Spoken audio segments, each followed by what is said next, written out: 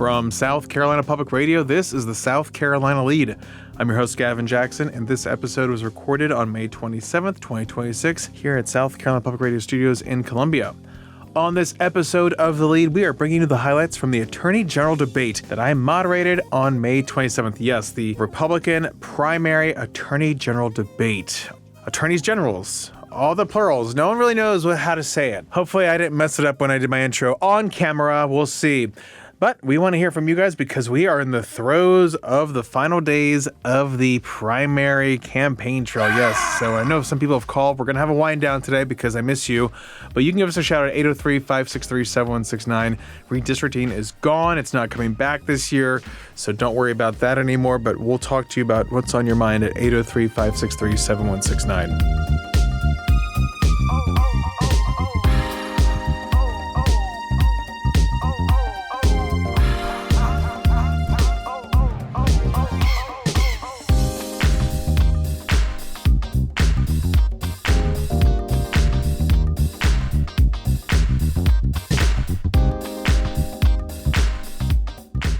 This week, we recap for you the key moments from the Republican Attorney General primary debate between Georgetown Senator Stephen Goldfinch, First Circuit Solicitor David Pascoe, and 8th Circuit Solicitor David Stumbo that took place here at SCETV on Wednesday, May 27th.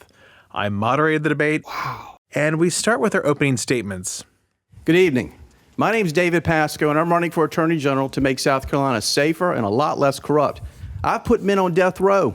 I sent a cop killer to the firing squad. I have prosecuted public corruption at the State House.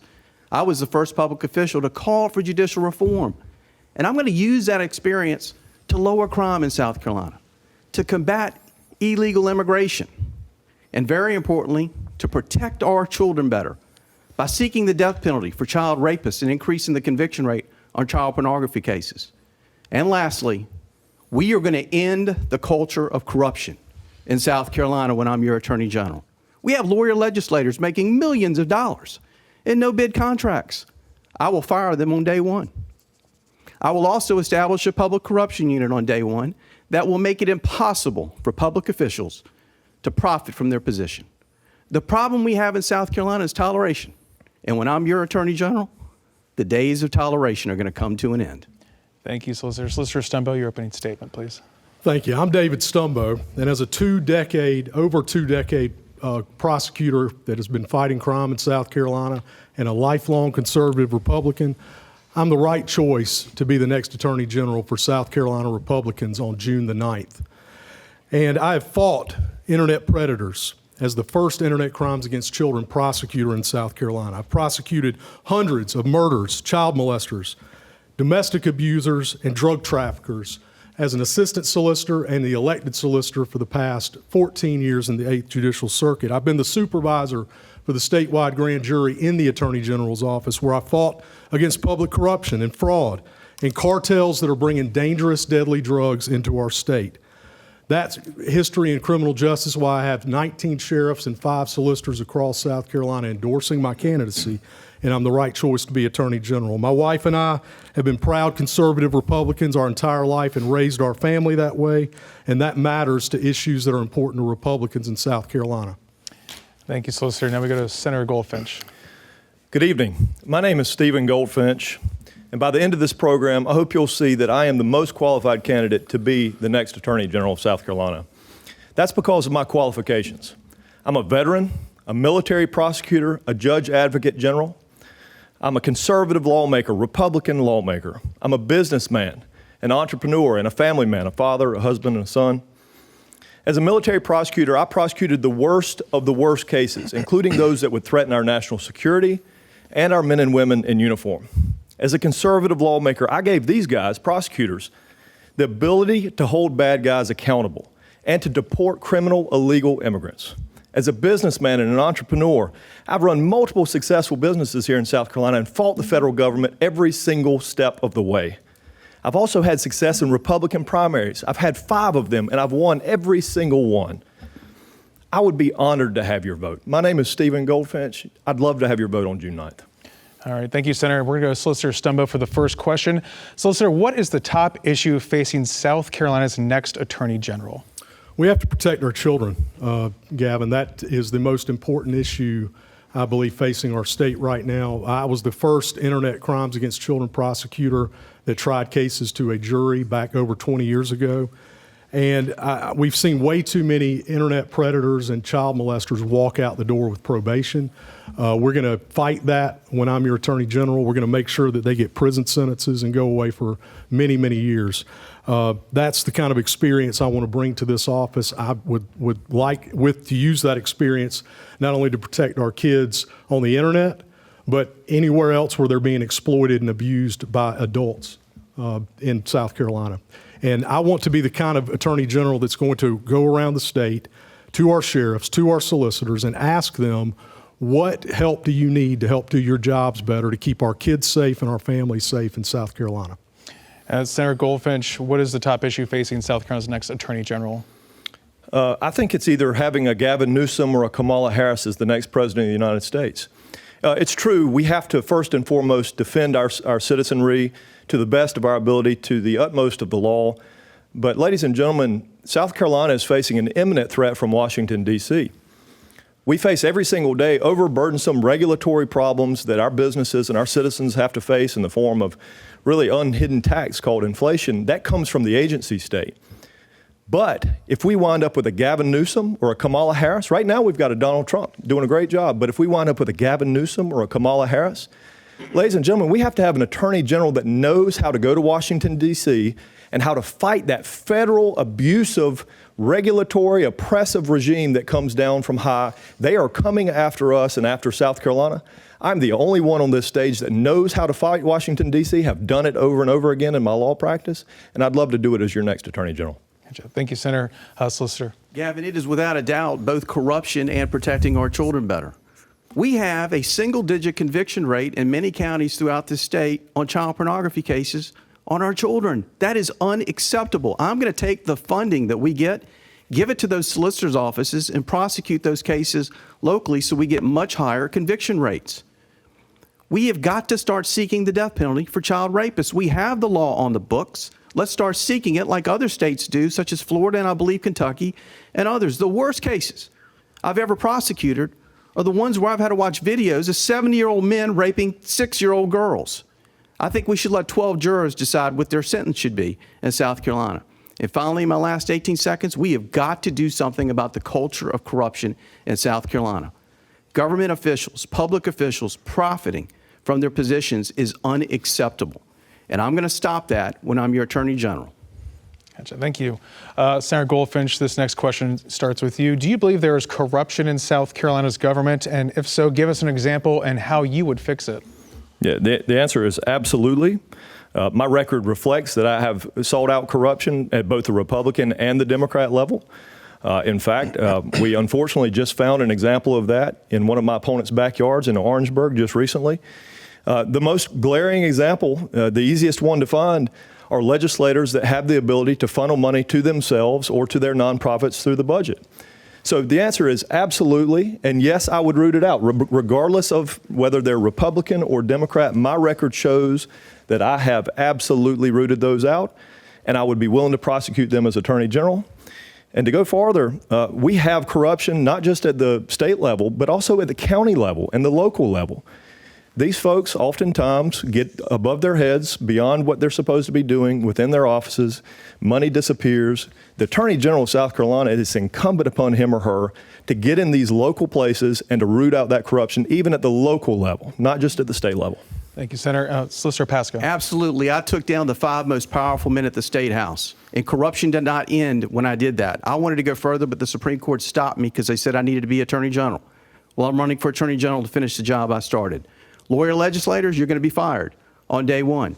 Public corruption unit will be in place on day one, and we're going to investigate things such as when Senator Fernandez had the guts to stand up in the Senate and say that he had been offered up to $100,000 in campaign money if he'd vote against tort reform, and we're not investigating that. We will investigate it when I'm the Attorney General of South Carolina. We have got to end this culture of corruption. The toleration has got to end, because when we tolerate what we know to be wrong, we strike a blow against justice. That might be corruption in Orangeburg, as Senator Goldfinch said. But what is wrong about that is to lie and say that the solicitor's office was the pass-through for that money. I did not know anything about that funding. What I think is disgusting about it are the legislators and the friends of that representative who voted to send her millions of dollars. I don't get a little 30 seconds for rebuttal. Okay. Gavin, I was referenced. Do I get 30 seconds? Then I get to come on. I mean, if you felt like you were attacked there, I'll give you that 30 seconds there. I think I absolutely was. The Supreme Court stopped Mr. Pasco because it was a question, you answered it. Excuse me? It came to you to answer that question. You could address that. But go ahead. So. Me? Yes. Okay. The Supreme Court stopped him because he was engaged in a pay-to-play scheme where he took $352,000 from corporations right here in South Carolina in exchange for not prosecuting them. That's corruption, y'all. That's corruption. It's a pay-to-play scheme. It was called corporate integrity agreements. That's not the kind of leadership we need at the Attorney General's office when we get into pay-to-play schemes not to prosecute people. Solicitor Pasco. The $352,000 went to the state of South Carolina because the statute of limitations had run on all those companies. I wasn't going to be able to prosecute those companies, and the Supreme Court reiterated that in 2021. The only thing to do was enter the corporate integrity agreements. And if Mr. Goldfinch had any prosecutorial experience, he would know that. Gotcha. We're going to go to Solicitor Stumbo for that question about if you believe there's corruption in the state government and how you would fix it. Absolutely, and there is. And as I was the chief prosecutor of the statewide grand jury back in 2011 and 12, we had a number of cases where we had local governments that were committing fraud, and I prosecuted those cases. Just most recently, we've been involved assisting SLED in an investigation in my own circuit. So we see these things locally too, and typically when there's a SLED investigation, us as circuit solicitors have to get involved and review those. And what we need to make sure we do as prosecutors is give law enforcement every tool they need in public corruption cases, just like any crime. Make sure they have the tools they need to get records, help them write search warrants, get court orders for the records they need to look at the cases. And when there's evidence uncovered that there's been crimes committed, we have to go after it and we have to prosecute it. And so we need to treat public corruption cases, Gavin, exactly like we do murders and other types of cases. We go where the facts and evidence lead without theatrics. Gotcha. Question 3, we start with you, Solicitor Pasco. After an investigation, the State Inspector General found mismanagement in the State Treasurer's office. The IG said, quote, whether these instances rise to the level of misconduct is beyond the scope of its purview and analysis and requires a secondary level of review by the appropriate law enforcement or prosecuting authority, quote. Treasurer Curtis Loftus said, quote, the Inspector General report confirms an important truth. There was no finding of fraud, theft, personal enrichment, criminal misconduct, or malfeasance by me or my office, quote. Have you read the report? If you were Attorney General, would you open an investigation based on the report? And do you believe that there's misconduct here? I have read the report, and there is nothing in that report that outlines any misconduct on the part of Treasurer Loftus. I think he has been defamed by certain members of the legislature. I would certainly open up an investigation if there's more evidence than what was in that report. But if anything, that report exonerates Treasurer Loftus. I read it very carefully because I was very interested to see if there was some corruption there. Mere negligence is not corruption, and you shouldn't be defaming someone and calling them corrupt when they aren't corrupt. So, yes, I have read the report. I did not read anything in there that was criminal at all with regards to Treasurer Loftus's behavior or his office's behavior. Solicitor Stumbo. Yes, I have not read the full report, Gavin, but from what I have read and the understanding I have is there's not criminal behavior there. But of course, until I review the full report, I can't really give an advisory opinion necessarily on that. But ultimately, if I were the Attorney General and if I were referred that report for a review to see if there was evidence of a crime, we would certainly do that and make sure that we do our jobs professionally without any political motivation and make sure that the right thing is done and the just thing is done. Certainly, there's other areas, though, we see waste in government. I mean, right now we have Medicaid fraud run amok, and we just last year uncovered a tremendous amount of Medicaid fraud where we had people making over had $1 million in the bank that were actually on our Medicaid rolls, which is unacceptable. And so we have to start using the tools we have available with modern technology to make sure that millionaires and others aren't defrauding the Medicaid system, and those that are deserving of it are on those rolls. Thank you. Senator Goldfinch? Yeah, unfortunately, this is just another example of David Pasco not willing to look in the mirror and accept the truth. You know, we're in a situation here where Mr. Pasco has only prosecuted only prosecuted Republicans while he was a Democrat last year and prior to that. And now that he's switched to Republican Party, he's not interested in looking at Republicans. Look, Curtis Loftus was my friend. I like Curtis Loftus as a person. But ladies and gentlemen, regardless of whether or not he's a Republican or a Democrat, you have to have an attorney general that's willing to at least look at the facts. And I can tell you, he hasn't looked at the facts. What he said about the report is just not true. I read the report from front to back, and I can tell you there's a reason why the Inspector General of South Carolina turned it over to the U.S. Attorney's Office and to the SLED of the State Law Enforcement Division of South Carolina, because he thought there may be criminal activity there. Maybe there's not. I hope there's not. But he did turn it over to SLED and the U.S. Attorney's Office, and we, as Attorney General candidates, have to keep an open mind about that. Solicitor Pasco, you get a 30-second rebuttal. I have read the report, and this is why Mr. Goldfinch cannot be Attorney General. He is dangerous. You don't get to go out there and just defame somebody to make political points like he did.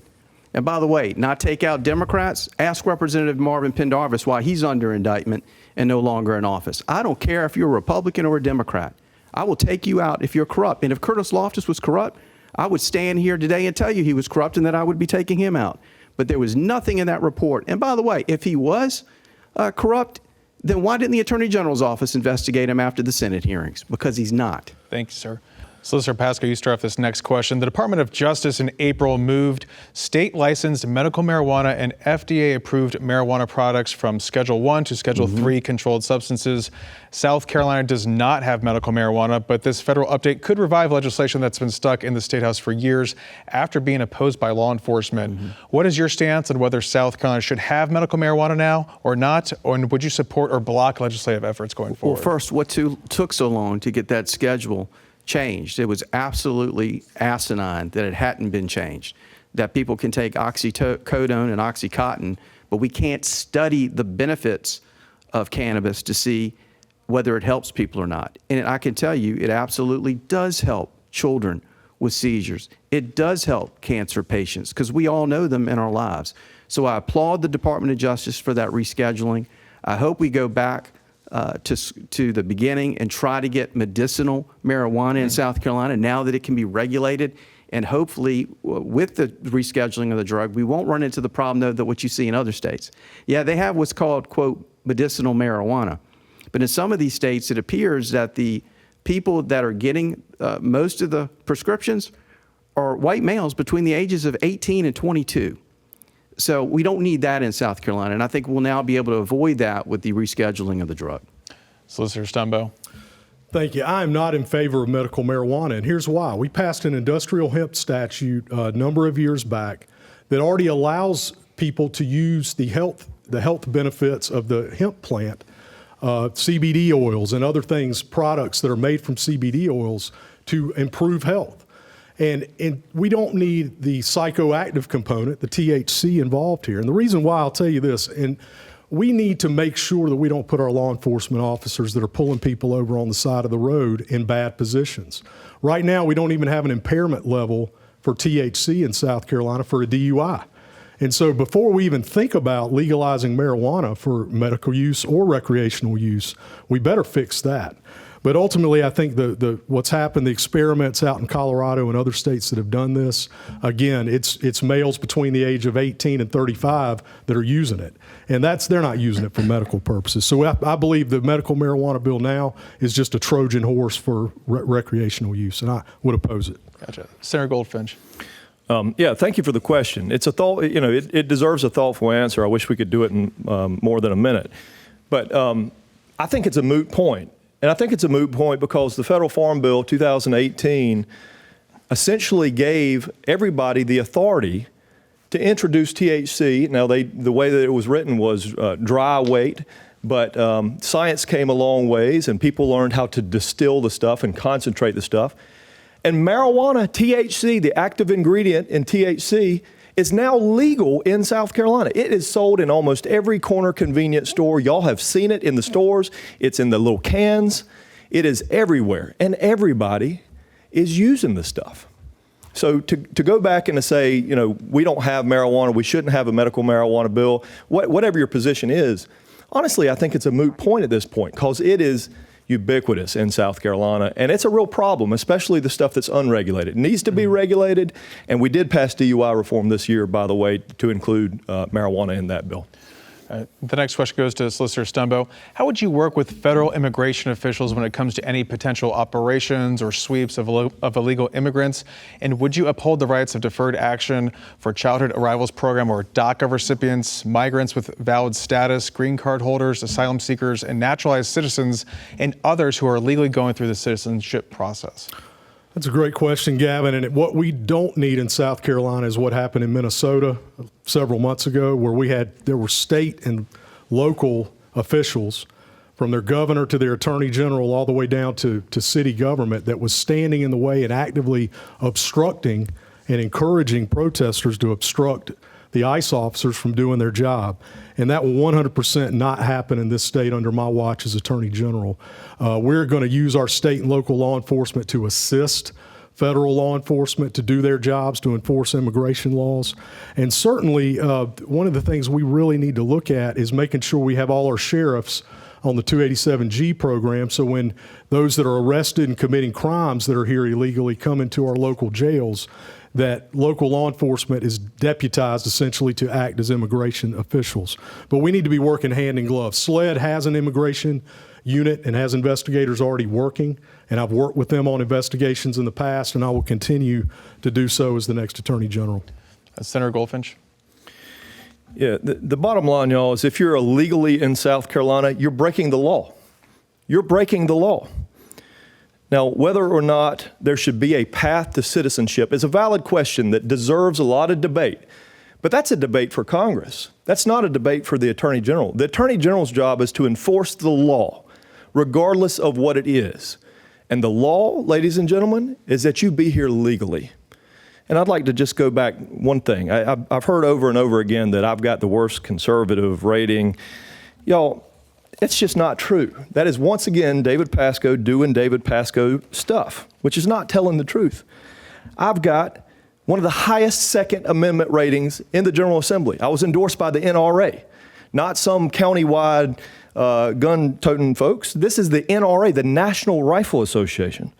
I was deemed a taxpayer hero for my votes on taxes and keeping them low. And on anti-abortion, pro-life measures, I've been endorsed by the Palmetto Family Council and the South Carolina Citizens for Life, the two biggest anti-abortion, pro-life organizations in South Carolina. Thank you, Senator. Solicitor Pasco, the question about immigration. Quickly, go to Club for Growth, and you can compare who the Republicans are with the lowest conservative voting record and the Democrats that actually have higher ratings than those people that voted for pro-choice judges. On illegal immigration, I'm going to steal almost everything that my good friend David Stumbo said, but I want to add to that because I have a plan on how we can help ICE decide whether to deport these illegal immigrants. What we need to start doing is when they get arrested on minor charges, might be domestic violence, which isn't minor to me, but they get low bonds and then they get let out. We're going to start sending prosecutors to the bond hearings for illegal immigrants, ask that they get much higher bonds so they stay in jail so ICE can determine whether they need to be deported or not. So we don't have the murder of a beautiful mother of two like we had in Lancaster County just last year. The other thing I'm going to do as Attorney General is I'm going to work with the legislature on a new Illegal Immigration Reform Act. We had one back in 2012. We need to bring one now in 2027. Thank you. This is probably the last question here. And Senator Goldfinch, it starts with you. Attorney General Alan Wilson was first elected in 2010, and every 4 years since then. It would be a total of 16 years serving as AG for South Carolina. Where do you stand on term limits, and would you self-impose any? I think term limits are a bad idea whose time honestly has come. Your productivity on behalf of the state or the nation, I've clearly voted for Article 5, while I was in the General Assembly.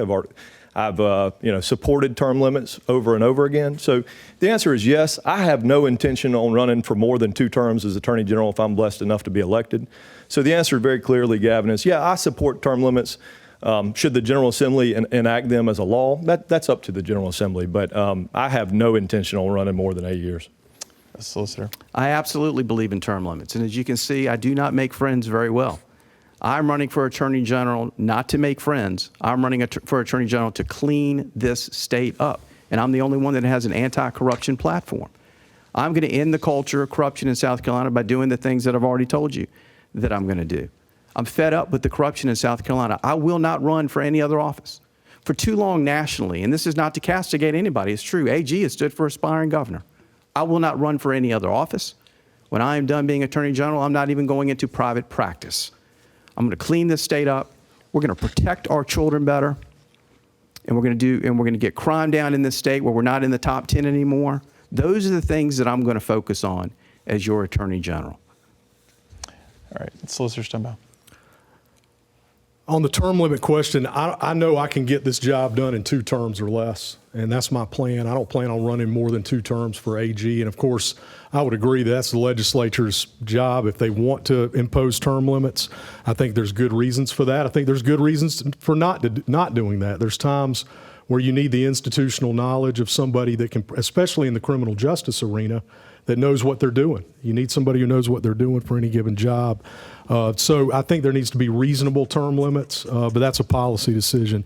My plan is to accomplish the goal of leading the state in the right direction, fighting crime, keeping our kids safe, protecting our elections in South Carolina, protecting parental rights, protecting our citizens' right to bear arms under the Second Amendment, protecting our religious liberty. And I plan to do all of those things and stand with our citizens to keep our families safe and stand with our law enforcement agencies and do that in 2 terms. Mm-hmm. The winner of the June 9th primary and, if needed, the June 23rd runoff will face off against Democrat Richard Herchik in November.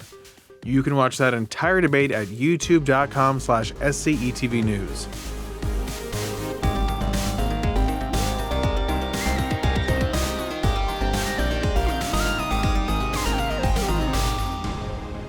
Welcome to the wind down section, our little break from the news. We're glad you're here along with A.T. Shire, lead podcast producer. A.T., welcome. I need a break from the news, please. Hello, Gavin. Yes. Give me a break from the news. This can be a break, sort of. We're going to do 2 dips, a classic lead double dip, okay? First one, very short, and it's housekeeping, okay? It's a previous caller just setting us straight. So if you're ready, we'll just roll straight into this first short, tiny little dip. Mm-hmm. Hey, guys. This is Glitch in Greenville. Actually, it was Grandma in Greenville who called and left that message. Just wanted to let you know it's Grandma from Greenville, not Glitch from Greenville. But thank you. Well, thank you, Grandma Glitch. And I'm sorry that's going to be your nickname now. Don't worry. It's tough. It's just the It's way a blessing. It's the way the cookie crumbles. It's how the voicemail crumbles. But please call back. Yeah, thank you with for something calling if you need us in the Grandma future. Glitch Greenville. You know, Triple G. GG Greenville. If we're talking about Guy Fieri properties. Any Triple G, Guy's Grocery Games, or Grandma Greenville Glitch, however it is ordered. Anyway, next up, we have a returning caller, an old friend that we haven't heard from in a little while. So, Gavin, if you are ready, the second dip, we all knew it was coming. Here it is. Hey, Gavin and AT, calling in after listening to the episode on, I guess, the end of our redistricting crap for now.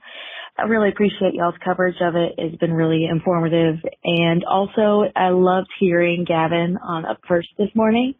That was fantastic and amazing. Not much down here in our neck of the woods. School year is almost done.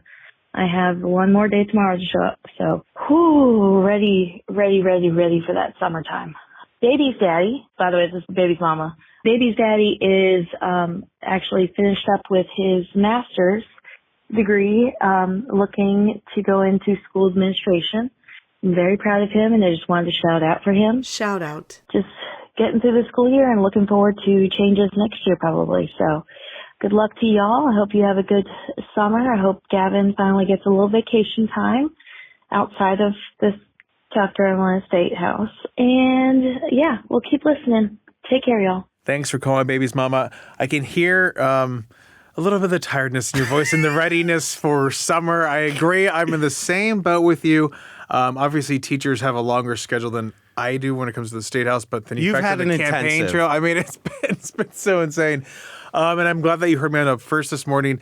The last time I did that was February 2024 presidential primary campaign trail. And I kind of forget. You always forget when you do these NPR stints just how much work goes into it. And Yes. also a little how chaotic it is. We've talked about this. Like It's a lot. If you only knew like just how many spinning plates are happening, and it sounds flawless on air, but like.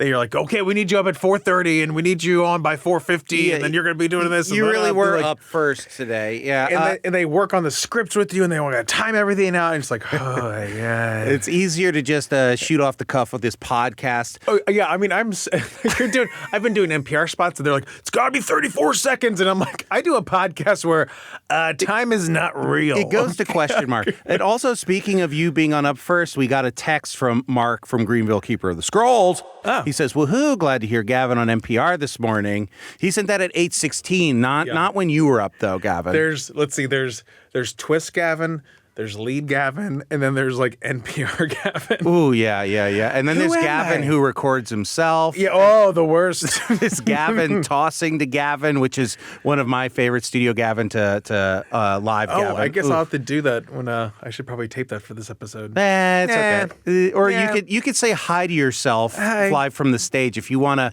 completely neuter any of your credibility live on stage with the attorneys And I'm generals. just going to toss this to my Studio Gavin on the lead. Hey, hi, other Gavin. Anyway, Gavin, that's just our quick wind down. Thank you for calling. Yeah. This episode's been long. Yeah. Okay. That's where we are, folks. Listen to this low T this guy's got. He's been up for 20 hours now. And then I got to wake up and go on a plane. 'cause How I'm many going Celsius to- is? Not enough. This No? is one. I've been drinking it all day. I bet you have. But he looks unwell, folks. We'll see if he survives to next weekend. This is what he does for you. He gives his body his life Yeah. essence for you. Anyway, Gavin, say the outro. We're almost there with Baby's mama and Glitch Grandma in Greenville. We love hearing from you guys. Give us a shout. We'll give you a nickname if you don't want one. You can call us at 803-563-7169. And you can also leave us a review on Apple Podcasts or wherever you get your podcasts from. And you can stay up to date with the latest news on SCETV.org and SouthCarolinaPublicRadio.org. And don't forget to support your local newspapers. The South Carolina Lead is a production of South Carolina Public Radio. Our producer is A.T. Shire. Amy Crouch is our supervising producer. Sean Birch is our executive producer. This podcast is produced with support from PRX and is made possible in part by a grant from the John S. and James L. Knight Foundation, as well as listener contributions to the ETV Endowment of South Carolina. For the South Carolina Lead, I'm Gavin Jackson. Be well, South Carolina. Sydney's also our intern. Sydney Wilcox is also our intern. Be well. Be well. Sorry, I didn't know there was a bunch of nerds in here. No, really, are there jocks around I could talk to? No, is there someone in charge besides like nerds?